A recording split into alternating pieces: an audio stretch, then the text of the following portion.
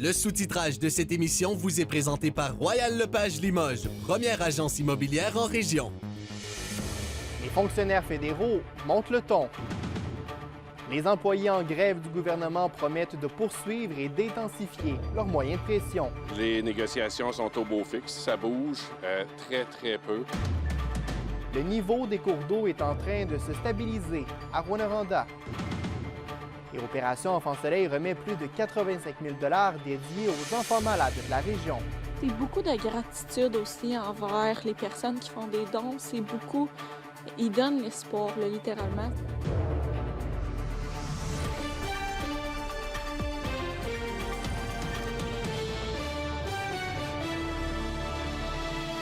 Bon début de semaine et merci de vous joindre à nous. D'abord, la grève des fonctionnaires fédéraux se poursuit un peu partout au pays. Les négociations sont toujours en cours, mais les perturbations se font de plus en plus sentir. Des fonctionnaires ont entravé les accès du port de Montréal pendant 1 heure aujourd'hui. Et Anthony, vous êtes allé à la rencontre des grévistes à Rouyn-Noranda. On peut dire que le mouvement s'intensifie. Au Québec, les manifestants veulent être à des endroits plus stratégiques comme les ports, mais ici dans la région, on veut rester présent. Les membres du syndicat de l'Alliance de la fonction publique du Canada sont rassemblés devant les bureaux de Services Canada et de l'Agence du revenu. Malgré le froid et la pluie, le moral est bon. Ils revendiquent depuis mercredi dernier de meilleurs salaires et de nouvelles modalités entourant le télétravail. Et malgré certaines avancées dans ces dossiers, ils semblent toujours avoir un mur dirigé entre l'Alliance de la fonction publique du Canada et le Conseil du Trésor. C'est pourquoi ils sont de retour ici. Les négociations sont au beau fixe, ça bouge très peu. L'information arrive au compte-gouttes. Ce qu'on sait, c'est que le syndicat a envoyé des propositions, il y a eu des contre-propositions. Les contre-propositions, elles, sont minimes, ne vont pas à l'encontre de ce que le syndicat demande. Donc, est-ce que c'est de bonne foi? Je vais vous laisser en juger, mais de faire aller les choses très lentement comme ça, je me pose des questions. Et à la question jusqu'où sont-ils prêts à aller pour faire avancer les négociations, eh bien la réponse est claire, jusqu'à ce que le gouvernement respecte ses engagements. Comme mentionné par M. Flamand, les négociations sont au ralenti. Il faut noter que l'enjeu entourant le télétravail est assez important, puisque plusieurs fonctionnaires ont été engagés lors de la pandémie lorsque le télétravail était encouragé par le gouvernement. M. Flamand nous explique que pour une région comme l'Abitibi-Témiscamingue, la possibilité de faire du télétravail est essentiel puisque les coûts associés aux déplacements sont très significatifs. Je vous laisse à nouveau écouter justement M. Flamand nous dire ses commentaires. De faire le trajet 40 km, 80 km, aller-retour, c'est un enjeu. Il y a des gens, il y a des membres qui ont été engagés chez Revenu Canada puis dans la fonction publique canadienne lorsque c'était du télétravail. Ils ont été engagés pour ça et là, tout d'un coup, on dit, ben non, c'est plus du télétravail. C'est bien entendu que moi, j'habite en ville ici. Je n'ai pas le même enjeu que celui qui habite à La Sarre, qui est engagé en télétravail pendant la pandémie. Bref, pour l'instant, on semble confiant que les prochains jours vont porter fruit. On me dit toutefois être prêt à maintenir la pression si le gouvernement ne veut pas bouger sur ces dossiers. Merci beaucoup. La région a reçu beaucoup de pluie au cours de la fin de semaine. Évidemment, ça a eu un impact sur le niveau des cours d'eau. Déjà la semaine dernière, à Rouyn-Noranda, les autorités surveillaient plusieurs endroits à risque de débordement. On fait le point avec le directeur de la sécurité publique de Rouyn-Noranda, Luc Tremblay. Bonsoir. Bonsoir. D'abord, en fin de semaine, plusieurs précipitations. J'imagine que ça a eu un impact sur le niveau des cours d'eau. À quoi ça ressemble aujourd'hui? Légèrement. Heureusement, il n'y a pas eu énormément de précipitations comme on en attendait. Donc, il y a eu un effet plus léger. Présentement, on a depuis aujourd'hui un niveau qui stagne un petit peu. Donc, on prévoit une légère baisse tout au long de la semaine. Il n'y a pas eu un énorme impact en fin de semaine pour les cours d'eau. Légère augmentation de quelques centimètres. On parle entre 4 et 10 centimètres selon les points d'eau différents. Donc, c'est la bonne nouvelle de ne pas avoir eu de gros impacts. Je sais que la rivière Solitaire qu'on suivait d'assez près, à quoi ça ressemble sur ce cours d'eau à l'heure actuelle? Il y a eu une légère élévation également à la rivière Solitaire, quelques centimètres. Par contre, pourquoi le seuil d'alerte est un petit peu plus élevé à cet endroit-là? Les terrains sont le relief est beaucoup plus plat.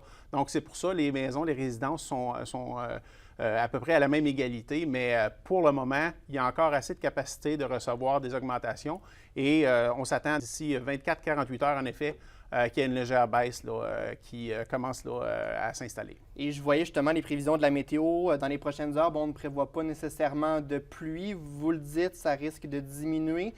Donc, on est confiant d'en arriver à maintenir la situation, à éviter de vraies inondations, j'imagine? Comme d'habitude, on est tributaire de la météo. Oui.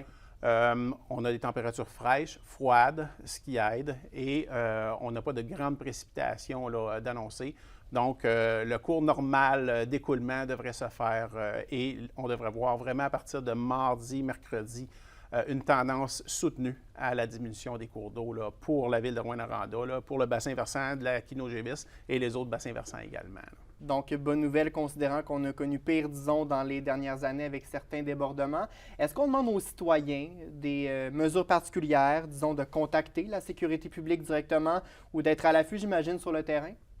Nous, à la sécurité civile de la ville de Rouyn-Noranda, naturellement, là, on est toujours à l'écoute des citoyens. On demande aux citoyens de nous rapporter toute situation de débordement. Les gens connaissent le relief, connaissent le terrain. Parfois, des riverains habitent au même endroit depuis 20, 30, 40 ans. Oui. Quand ils vont voir des débordements, de nous rapporter directement là, au service de la sécurité incendie ces débordements-là. Pour le moment, tout semble vouloir se stabiliser, par contre. Et on espère que ça dure. On le rappelle, Luc Tremblay, vous êtes directeur de la sécurité publique de la ville de Rouyn-Noranda. Merci d'avoir été avec nous ce soir. Merci à vous. Par ailleurs, les automobilistes peuvent à nouveau emprunter le chemin des Hirondelles entre le chemin du Lac-Mourier et le rang de Rapide-7 dans le secteur de Rivière-Éva. Même chose pour le rang de Rapide-7 à la hauteur du rang de Rapide-2 dans le quartier Cadillac à Rouyn-Noranda. Le ministère des Transports avait décrété en début de semaine dernière la fermeture de ces chemins en raison des importantes accumulations d'eau. La Sûreté du Québec demande l'aide du public pour retrouver Samuel Papati, 17 ans, de Val-d'Or. Il a été vu pour la dernière fois jeudi dernier sur la 7e rue à Val-d'Or. Il se déplacerait à pied. Ses proches ont des raisons de craindre pour sa santé et sa sécurité. Toute personne qui apercevrait Samuel Papati est priée de contacter le 911 ou encore le numéro qui s'affiche à l'écran. Nouvelle étape pour le projet d'agrandissement de l'hôpital d'Amos. Le ministre de la Santé, Christian Dubé, affirme que le plan d'affaires a été élaboré. Le projet, estimé à 146 millions de dollars, consiste à agrandir et à moderniser l'urgence et l'unité des soins intensifs. La capacité de l'urgence sera rehaussée à 12 civières alors qu'il y en a 7 actuellement. 2 lits seront ajoutés aux soins intensifs pour un total de 6. Un nouvel étage sera aussi construit pour la mise en place d'un bloc opératoire supplémentaire. Opération Enfant Soleil remet un peu plus de 85 000 $ à 6 établissements de la région. La somme doit consolider les services offerts en pédiatrie par le CIS régional et permettre aux nouveau-nés et aux enfants malades d'être soignés ici. Opération Enfant Soleil a aussi présenté aujourd'hui le jeune ambassadeur de l'Abitibi-Témiscamingue. Le compte-rendu d'André Audet. C'est beaucoup d'argent et de dons qui ont été investis dans ces machines-là qui, nous ont servi à sauver Noah James. Ce bambin de Rouyn-Noranda est un grand prématuré, lui qui est né à seulement un peu plus de 26 semaines. Soigné d'urgence à l'hôpital Sainte-Justine de Montréal, il a pu bénéficier d'une machine lui permettant de respirer, et ce, grâce à Opération Enfant Soleil. Une fois de retour chez lui, les parents de Noah James peuvent lui donner des traitements de base directement de la maison avec des équipements financés par l'organisme. Après un 5 mois à l'extérieur, qui n'était même pas proche de notre ville ici, de pouvoir retrouver un semblant de maison de vie normale, c'était vraiment apprécié, ça nous a fait un grand bien. L'argent versé par Opération Enfant Soleil servira principalement à l'achat d'équipements de pointe, une façon pour l'organisme d'assurer la prise en charge d'enfants malades ici, dans la région. Notre objectif, c'est de faire en sorte que les enfants soient pris en charge et qu'ils reviennent le plus tôt possible dans la région pour guérir près de leur famille puis près de la maison. Les gens le ressentent, cette espèce d'esprit de solidarité-là qu'on a, que ce soit quand ton enfant se fait traiter avec un équipement qui porte le logo d'Opération Enfant Soleil, c'est très concret pour les familles qui vivent cette expérience-là. On ne sait jamais quel type de clientèle ou quel type d'urgence on va avoir. Est-ce que ça va être respiratoire? Est-ce que ça va être cardiaque? Est-ce que ça va être un accident? Donc, il faut être capable de répondre à tous les besoins, d'où le besoin d'avoir un moniteur cardiaque, un respirateur, un appareil qui nous aide à installer les voies veineuses. Noah James a célébré récemment sa première année sur Terre et ses parents réalisent aujourd'hui que sans l'apport d'Opération Enfant Soleil, leur enfant n'aurait peut-être jamais brillé au-delà de sa naissance. Ils donnent l'espoir, là, littéralement, c'est ça, c'est eux qui nous donnent l'espoir de continuer à avancer puis de vouloir que Et Noah James s'en sortent vivants de ça aussi. Là, André Audet, RNC Nouvelles, Rouyn-Noranda. C'est ce qui faisait l'objet de notre question du jour. On vous demandait, considérez-vous que l'offre de services en santé est suffisante dans la région? C'est presque unanime. Vous avez répondu non à 93 %. On regarde quelques-uns de vos commentaires publiés sur notre page Facebook. D'abord, Suzette écrit que c'est surtout pour les rendez-vous avec des spécialistes que ça n'a pas d'allure. Quant à elle, Émilie croit que non, pas vraiment. Je suis sur la liste d'attente pour un médecin de famille depuis 3 ou 4 ans. Les délais sont extrêmement longs pour avoir des rendez-vous avec des spécialistes, selon elle. Et là, on ne parle pas des suivis pour les personnes qui souffrent de maladies mentales. Les délais sont beaucoup trop longs, à son avis. Et finalement, Joël dit aussi non.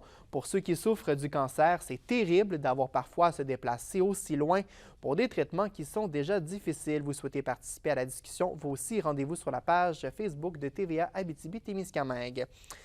Une formation pour aider les élus des Premières Nations à bien remplir leur rôle se tenait cette fin de semaine à Picogan.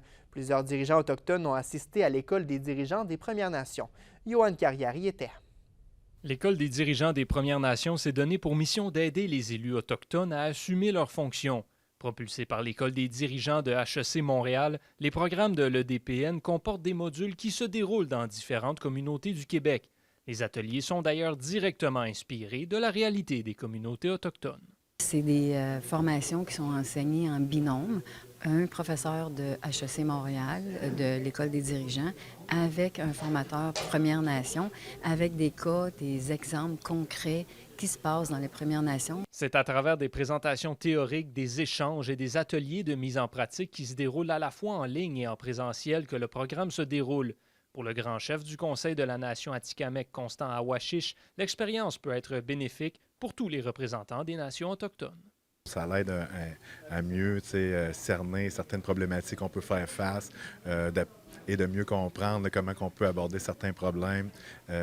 Puis ça se fait de façon d'échange d'expériences avec les autres. Donc, c'est super enrichissant là, au niveau personnel. Les cohortes regroupent des membres de différentes nations sur une période de 5 à 6 mois. Cela permet non seulement d'améliorer la communication et la collaboration, mais aussi de se réunir autour d'enjeux qui peuvent affecter plusieurs communautés. Nos territoires sont tellement éloignés, alors ça nous rapproche ensemble pour qu'on peut trouver une nouvelle manière ou élaborer des façons qui fonctionnent, mais pour le rendre encore plus efficace.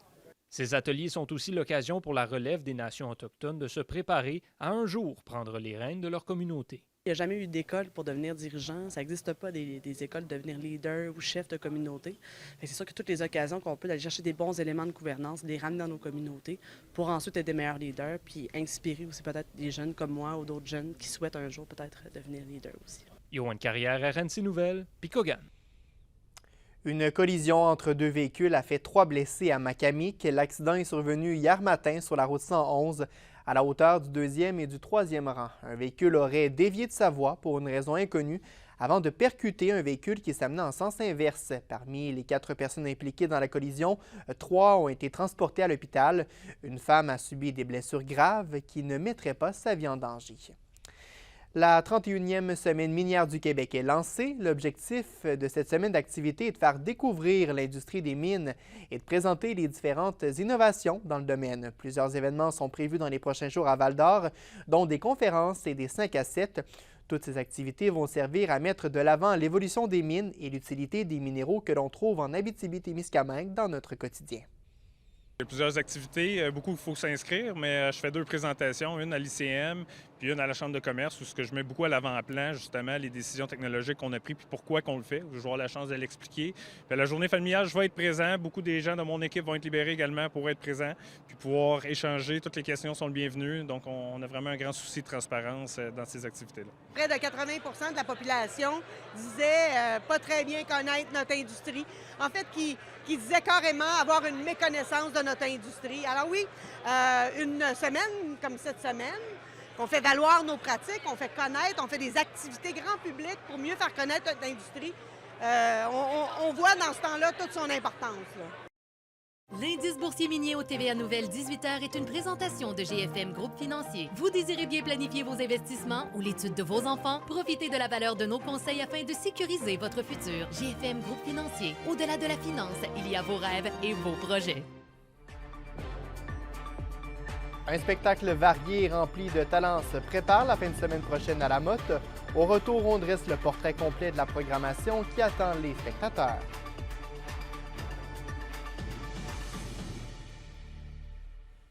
Les SADC de l'Abitibi-Témiscamingue et du nord du Québec vous présentent la bonne nouvelle économique TVA. Le 5 avril avait lieu le lancement de la 43e édition du concours extra de la Chambre de commerce et d'industrie de Rouyn-Noranda. L'événement s'est déroulé sous la forme d'une entrevue avec Étienne Lambert de Proper, élu entreprise de l'année au Gala des Extras en 2022. Le thème du concours ainsi que quelques nouveautés ont été dévoilés. Votre entreprise s'est démarquée au cours de la dernière année. Déposez votre candidature avant le 5 août. Pour tous les détails, rendez-vous au concoursextra.qc.ca. Les SADC, partenaires de l'économie de la région. Une quinzaine de cols bleus et de cols blancs de Ville-Marie ont une nouvelle convention collective. Une hausse salariale de 17 % est prévue. La bonification de primes reliées à certaines responsabilités a également été mise en place. Les syndiqués pourront en plus obtenir un remboursement pour une partie de frais d'inscription pour des activités culturelles et sportives. Ce nouveau contrat de travail est d'une durée de 5 ans et est en vigueur jusqu'en 2026. C'est sous le thème « Droit devant » que s'est tenu le 43e gala de l'entreprise qui est organisé par la Chambre de commerce de Val-d'Or. 18 lauréats parmi 29 finalistes ont été récompensés pour s'être démarqués au cours de 2022. Parmi les gagnants, on compte le groupe Poirier de Val-d'Or qui repart de la soirée avec le prix de l'entreprise de l'année. De son côté, l'artiste et entrepreneur Lynn Bizier a été nommée personnalité de l'année pour son implication dans la communauté. Finalement, le prix spécial du jury a été remis à l'organisation des Foreurs de Val-d'Or qui célèbre sa 30e saison au sein de la Ligue de hockey junior majeur du Québec. La chronique culturelle, une présentation des denturologistes Leclerc. Bruno Leclerc à sa clinique de Lassar et Jasmin Leclerc à Amos conçoivent des prothèses dentaires partielles complètes ou sur implant de qualité et d'apparence naturelle qui vous permettront de parler, manger et sourire en toute confiance. Kimberly, le show de la Motte, ça se passe samedi prochain et on nous promet plusieurs talents. Ah oui, il va y avoir beaucoup d'actions pour le show de la Motte en fin de semaine. Donc, dès 19h30 au centre communautaire ce samedi, le public va pouvoir assister à toutes sortes de créations d'artistes émergents comme Guillaume Laroche, Paul Ouellette, Mélanie Roberge et j'en passe. Bref, c'est un événement idéal pour voir des spectacles qui sortent de l'ordinaire. Par exemple, cette année, l'organisation a invité Jocelyn Lapierre, un joueur de cornemuse. Oh oui, donc profitez-en parce que c'est assez rare qu'on voit ça en spectacle. C'est un rendez-vous incontournable. C'est le début du printemps habituellement. Et puis, c'est la chance de découvrir des talents qu'on ne connaît pas encore. Ça a été le tremplin pour plusieurs personnes, le show. Pas le tremplin, mais en fait, une occasion pour plusieurs personnes, le show de la mode, de venir. Puis comme je le disais, un mélange de poésie, de chansons, un mélange de contes aussi. Dans une ambiance qui est très amicale, dans une ambiance qui est très conviviale. Les gens sont heureux d'être là, puis ça paraît. Et pour souligner le 25e anniversaire de l'événement, l'organisation fait aussi un petit clin d'œil aux fondateurs du show de la Motte en présentant une nouvelle chanson en leur honneur. Donc, il reste toujours quelques billets si vous voulez assister au spectacle samedi. Donc, ce sera certainement toute une fête en fin de semaine. Et parlant de choses à fêter, Kimberly, il y a une campagne de financement pour la Fondation du Dr Jacques Paradis qui a porté fruit samedi à Lassar. Absolument. Plus de 170 personnes étaient présentes au souper gastronomique qui était aussi accompagné d'une conférence du seul et unique Gino Chouinard, animateur de l'émission Salut, bonjour. Donc, le montant total n'est pas encore confirmé, mais la directrice générale a estimé que pas mal plus de 10 000 $ ont été amassés. Et d'ici 2025, l'objectif de la Fondation est d'amasser 600 000 $ afin d'améliorer les services du CIS régional de l'Abitibi-Ouest. On cherche à amasser 600 000 $ pour d'énormes projets qui s'en viennent ici, dont la mise en place d'un service de garde exclusif pour les employés, du CIS ici sur le territoire, mais également l'aménagement d'une chambre de soins palliatifs au centre hospitalier de Lassar, l'achat d'équipements médicaux pour l'urgence, également la reconnaissance de nos employés du réseau de la santé. En terminant, je vous parle d'une pièce de théâtre qui va être présentée pour une bonne cause. Donc, la troupe de théâtre de l'école secondaire d'Iberville présente la pièce La nuit du 4 au 5 de Rachel Gratton. Donc, ça va se passer demain à 19h à l'auditorium d'Iberville de Rouyn-Noranda et tous les profits iront à l'organisme Le Point d'appui, un centre d'aide et de prévention aux agressions sexuelles à Rouyn-Noranda. Une belle façon de soutenir l'organisme. Merci Kimberly, à tantôt. Avenir des joueuses de volley-ball des Astrales Gaillards du cégep de l'Abitibi-Témiscamingue s'illustrent et connaissent de bonnes performances. On vous donne tous les détails au sport après la pause. À tout de suite. Les nouvelles du sport. Une présentation du tout nouveau Toyota Tundra et Tundra Hybride 2022. Disponible chez Accès Toyota de Rouyn-Noranda. Accès Toyota, leader régional des véhicules hybrides. Sur la scène sportive d'abord, 2 athlètes des Astrales Gaillards se sont retrouvés sur les équipes d'étoiles de volleyball de leur division. Mathis Lessard-Desrochers chez les hommes et Valentina Gauthier-Cagna du côté des femmes ont été nommés parmi les meilleurs du circuit. Les Astrales ont aussi reçu la bannière de l'équipe ayant fait preuve de la meilleure éthique sportive durant la saison. Les Gaillards ont quant à eux terminé au 2e rang de ce vote dans le volley masculin. La 17e édition du tournoi Invitation 2023 à Wemotaci s'est terminée hier. C'est une compétition de hockey et de ballon-ballet qui se déroule au sein des différentes communautés autochtones. L'équipe de Kitisaki faisait partie des finalistes pour le ballon-ballet, mais ce sont finalement les Angels d'Obidjiwan qui ont été sacrés les champions. Le tournoi de Wemotaci a de fortes chances de revenir l'an prochain. La météo, une présentation de Nicole Auto de la Sarre. Avec la plus grande variété de camions en région, Nicole Auto de la Sarre, capitale régionale du pick-up. À la météo Kimberly, je voyais sur les cartes météo que c'était la fin de la pluie, donc je me disais bonne nouvelle, mais malheureusement, il y a autre chose qui arrive, la neige cette fois. Et oui, on ne range pas nos bottes tout de suite, mais je vous assure qu'on n'aura peut-être pas grand-chose pour les prochains jours. Ça, c'est la bonne nouvelle. Donc, pour l'instant, ce soir et cette nuit en Abitibi, on prévoit entre 2 et 4 cm de neige, donc pas trop sorcier, et c'est par endroits, en plus, avec un minimum de moins 2 degrés. Au Témiscamingue, les averses de pluie vont se changer en neige intermittente vers minuit, et on s'attend aussi à une accumulation d'entre 2 et 4 cm de neige par endroit, avec un minimum de moins 2 degrés. Demain en Abitibi, la neige va se changer en pluie intermittente en après-midi, avec un maximum de 5 degrés. Au Témiscamingue, la faible neige va cesser en après-midi, et par la suite, on prévoit un petit 40 % de probabilité d'averse de neige et un maximum de 2 degrés. Un aperçu pour mercredi en Abitibi, ce sera tout simplement nuageux, pas très compliqué, avec un maximum de 8 degrés. Et au Témiscamingue, ce sera nuageux aussi, avec un maximum de 6 degrés. Donc voilà, si je peux vous rassurer, on devrait avoir une belle journée ensoleillée d'ici jeudi, si tout va bien. Là. On se croise les doigts, c'est le positif. Et en attendant, à ceux qui ont gardé leur pneu d'hiver, c'était la bonne chose à faire. Hein? Absolument. Merci Kimberly. Merci. Et merci à vous à la maison d'avoir été là ce soir. Le prochain rendez-vous de l'information à TVA, c'est à 22h. Et nous, on se retrouve demain. Excellente soirée.